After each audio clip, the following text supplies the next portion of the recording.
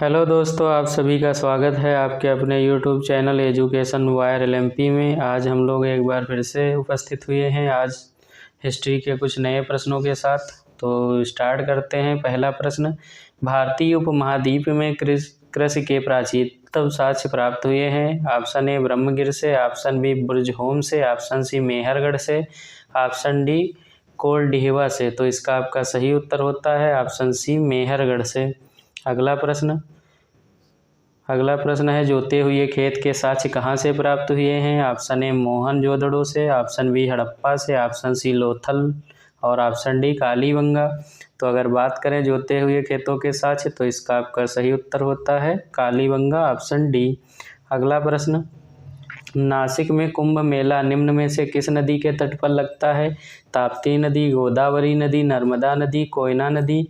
तो इसका आपका सही उत्तर होता है ऑप्शन बी गोदावरी नदी के तट पे आपका जो है नासिक का कुंभ का मेला लगता है। अगर बात करें उज्जैन में भी आपका कुंभ का मेला लगता है, तो वो क्षिप्रा नदी के किनारे है उज्जैन। ये भी काफ़ी इम्पॉर्टेंट है, पूछा जाता है उज्जैन किस नदी के किनारे है, तो क्षिप्रा नदी के किनारे। इसके अलावा आपके दो और कुंभ के मेले लगते हैं, एक आपका हरिद्वार में लगता है और दूसरा प्रयागराज में लगता है। तो हरिद्वार जो है वो आपका गंगा नदी के किनारे है, प्रयागराज में गंगा यमुना का संगम है। अगला प्रश्न, बिना बेगार के सुदर्शन झील का जीर्णोद्धार कराया था। चंद्रगुप्त मौर्य ने, बिंदुसार ने, अशोक ने और ऑप्शन डी रुद्रदामन ने। तो इसका आपका सही उत्तर होता है सुदर्शन झील का जीर्णोद्धार कराया था रुद्रदामन ने, ऑप्शन डी। अगला प्रश्न, चीनी यात्री ह्वेन-सांग ने किस विश्वविद्यालय में अध्ययन किया था। ऑप्शन ए तक्षशिला में, ऑप्शन डी विक्रमशिला में, ऑप्शन सी मगध में और ऑप्शन डी नालंदा में।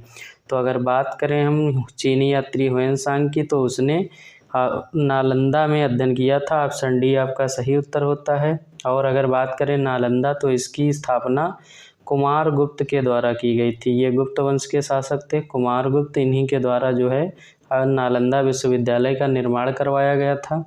अगला प्रश्न, निम्नलिखित युग्मों में एक सुमेलित नहीं है। Option A Abdul Rahman Hammir Raso, option B Chandbardai Prithviraj Raso, option C Jagnik Aalkhand और ऑप्शन डी नरपतिनाल बीसल देव रासो। तो यहाँ जो है कुछ कवि दिए गए हैं और उनके द्वारा रचित कुछ रचनाएं हैं। तो यहाँ कौन सा ऑप्शन सुमेलित नहीं है, तो इसका आपका सही उत्तर क्या हो जाएगा। ऑप्शन ए जो है आपका सुमेलित नहीं है। जो आप हमीर रासो है, हमीर रासो को सारंग देव के द्वारा लिखा गया है। इसको जो है हमीर रासो ने को सारंग देव ने लिखा है। और अगर बात करें अब्दुल रहमान की, तो अब्दुल रहमान के द्वारा संदेश रासक लिखा गया है। तो यहाँ आपका सही उत्तर क्या हो जाएगा, कौन सुमेलित नहीं है, तो अब ऑप्शन ए सही होता है। अगला प्रश्न, इब्न बतूता भारत में किसके शासनकाल में आया। बहलोल लोदी के, गयासुद्दीन तुगलक के, फिरोज तुगलक के और मोहम्मद बिन तुगलक के। तो इब्न बतूता जो है वो आपका मोहम्मद बिन तुगलक के शासनकाल में आया था। तो इसका आपका सही उत्तर क्या हो जाता है, ऑप्शन डी। ऑप्शन डी आपका सही उत्तर होता है, मोहम्मद बिन तुगलक के शासनकाल में इब्न बतूता भारत में आया था। अगला प्रश्न, निम्नलिखित में कौन सुमेलित नहीं है। अद्वैतवाद शंकराचार्य, द्वैताद्वैत वल्लभाचार्य, विशिष्टाद्वैत रामानुजम और द्वैतवाद माधवाचार्य। तो यहाँ जो है द्वैतवाद जो है उसकी शाखाएं दी गई हैं और उनके जो है प्रवर्तक दिए गए हैं, किसके द्वारा जो है वो जो ये एक प्रकार का दर्शन है और वो दर्शन किसके द्वारा दिया गया है। तो यहाँ द्वैतवाद आपका शंकराचार्य के द्वारा दिया गया है। और अगर बात करें आपका विशिष्टाद्वैत, तो इसको रामानुजम के द्वारा दिया गया है। अगर द्वैतवाद की बात करें तो ये माधवाचार्य के द्वारा दिया गया है। लेकिन यहाँ आपका जो ऑप्शन सही होता है वो ऑप्शन आपका कौन सा सही होता है, द्वैताद्वैतवाद। द्वैताद्वैतवाद जो है वो वल्लभाचार्य के द्वारा ना देकर इसको निम्बकाचार्य के द्वारा दिया गया है, निम्बकाचार्य। तो इसको याद रखेंगे कि द्वैताद्वैतवाद के जो है वो कौन है, तो निम्बकाचार्य हैं। बाकी अद्वैतवाद के शंकराचार्य, विशिष्टाद्वैत के रामानुजाचार्य और द्वैतवाद के माधवाचार्य हैं। अगला प्रश्न, मुगल सम्राट जिसने सर्वाधिक संख्या में हिंदू अधिकारियों की नियुक्ति की थी का नाम है। औरंगजेब, अकबर, हुमायूं, शाहजहां, यानी कौन सा ऐसा मुग़ल शासक था जिसने अपने दरबार में सबसे अधिक हिंदू अधिकारियों की नियुक्ति की थी? तो इसका ऑप्शन सही होता है ए, औरंगजेब। अगला प्रश्न, ईस्ट इंडिया कंपनी की प्रथम फैक्ट्री स्थापित की गई थी पुणे में, पांडिचेरी में, गोवा में, सूरत में? तो अगर बात करें ईस्ट इंडिया की प्रथम फैक्ट्री की तो वो कहाँ स्थापित की गई थी? तो इसका आपका सही उत्तर होता है गोवा, ऑप्शन सी।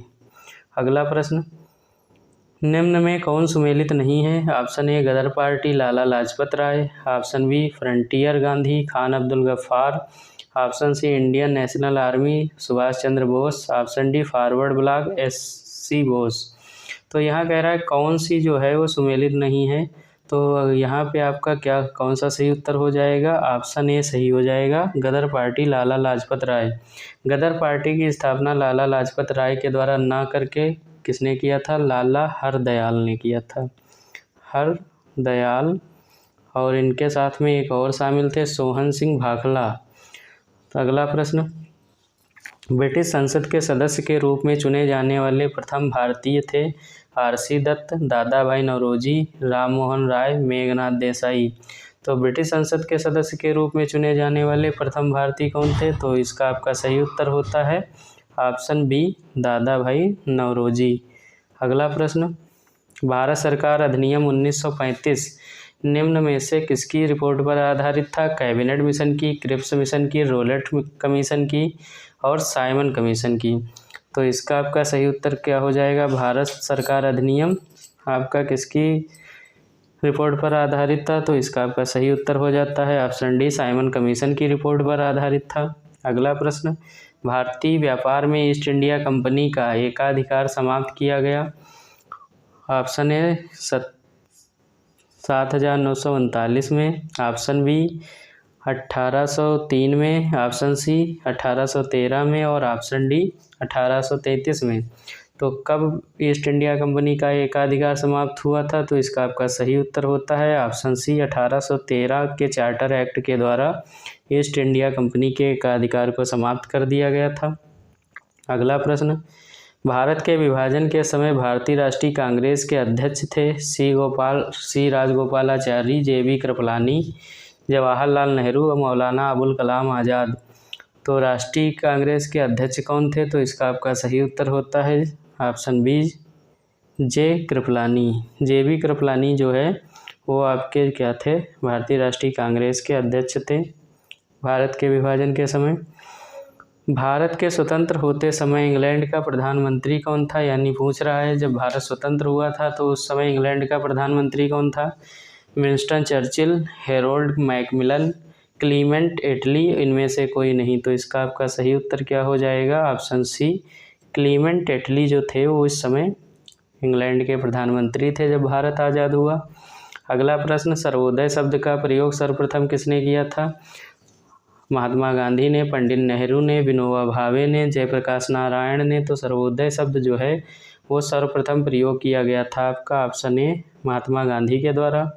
अगला प्रश्न, महात्मा गांधी द्वारा चलाया गया प्रथम जन आंदोलन था? ऑप्शन ए असहयोग आंदोलन, बी नमक आंदोलन और सी भारत छोड़ो आंदोलन और डी नील आंदोलन। तो महात्मा गांधी के द्वारा चलाया गया प्रथम जन आंदोलन की अगर बात करें तो वो आपका ऑप्शन सही हो जाता है ए, असहयोग आंदोलन। अगला प्रश्न, 1919 में जघन्य जलियांवाला बाग कांड के समय भारत का वायसराय कौन था? Option A Lord Macaulay, option B Lord Canning, option C Lord Minto, option D Lord Chelmsford. तो जब जलियांवाला बाग हत्याकांड हुआ था 13 अप्रैल 1919 को, तो उस समय कौन भारत का जो है वायसराय था? तो इसका आपका सही उत्तर क्या हो जाएगा? इसका सही उत्तर हो जाएगा आपका ऑप्शन डी, लॉर्ड चेम्सफोर्ड। और अगर बात करें किसके आदेश पे गोलियां चलाई गई थी तो इसका उत्तर हो जाएगा जनरल ओडायर। अगला प्रश्न, दादा भाई नौरोजी आमतौर पर किस नाम से जाने जाते हैं? Option A Punjab Kesari, option B Gujarat Ratna, option C grand old man of India और ऑप्शन डी गुरुदेव। तो अगर बात करें दादा भाई नौरोजी की तो ये जाने जाते हैं grand old man of India, यानी ऑप्शन सी सही होता है। और अगर बात करें पंजाब केसरी, तो पंजाब केसरी के नाम से लाला लाजपत राय जाने जाते हैं। अगर गुरुदेव की बात करें तो गुरुदेव की उपाधि रविन्द्रनाथ टैगोर जी को मिली थी। अगला प्रश्न, स्वराज शब्द का प्रयोग सर्वप्रथम किसने किया था? बाल गंगाधर तिलक, लाला लाजपत राय, एस.बी. बोस और महात्मा गांधी।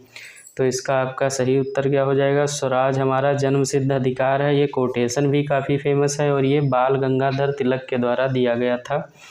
अगला प्रश्न, 1905 में बंगाल विभाजन किस वायसराय ने किया था? Lord Hardinge, Lord Curzon, Lord Lytton, Lord Minto. तो बंगाल विभाजन काफ़ी फेमस है और हम लोगों को मैक्सिमम पता भी होगा, ये लॉर्ड कर्जन के द्वारा दिया गया था। ऑप्शन बी इसका सही उत्तर होता है।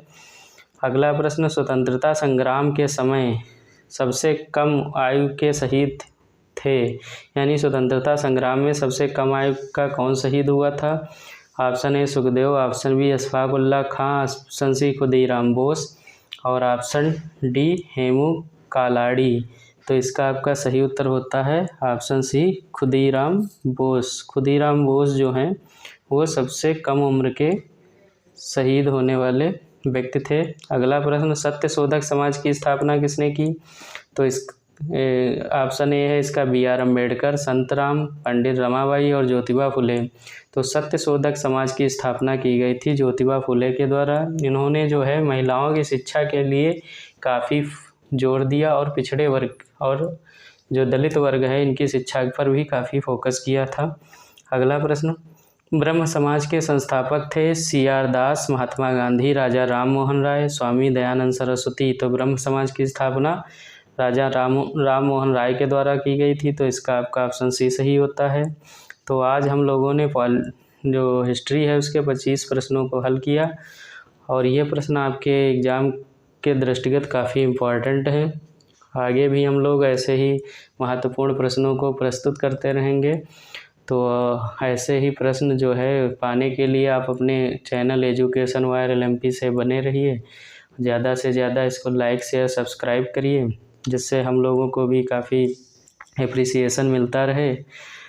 जय हिंद।